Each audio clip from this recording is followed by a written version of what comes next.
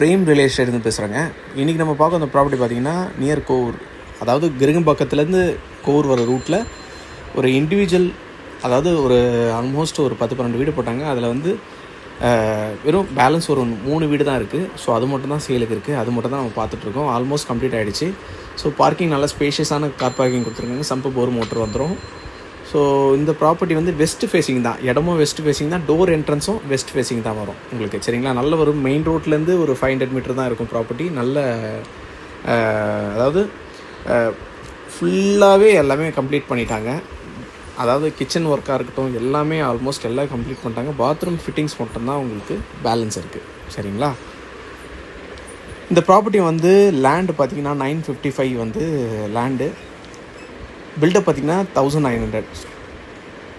Land வந்து 955 square feet land. Build up பார்த்திங்கன்னா 1900. சரிங்களா? 3 BHK இண்டிவிஜுவல் ஹவுஸுங்க. எல்லாமே இன்டீரியர் ஒர்க்காக இருக்கட்டும், எல்லாமே கம்ப்ளீட் பண்ணிட்டாங்க பில்டரே.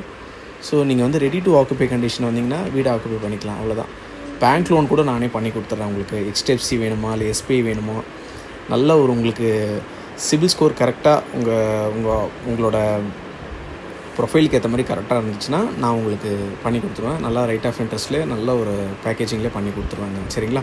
இந்த ப்ராப்பர்ட்டிக்கு வந்து பில்டர் கோட் பண்ணியிருக்க ப்ரைஸ் பார்த்திங்கன்னா 1,25 lakhs வந்து கோட் பண்ணியிருக்காரு. அதுலேயும் ஸ்லைட்டாக நெகோசியேஷன் பண்ணிக்கலாங்க. வேணுன்றங்க பிரேம் ரியல் எஸ்டேட்டை காண்டாக்ட் பண்ணுங்கள். பெஸ்ட்டு ப்ரைஸ் பண்ணித்தரேங்க. பிரேம் ரியல் எஸ்டேட் மூலிமா உங்களுக்கு ஒரு ப்ராப்பர்ட்டி அமையும்னு சொல்லிட்டு நான் நம்புகிறேன். யூடியூப் அண்ட் இன்ஸ்டாகிராம் மூலிமா சப்ஸ்கிரைப் பண்ணி வச்சுக்கோங்க. தேங்க்யூ.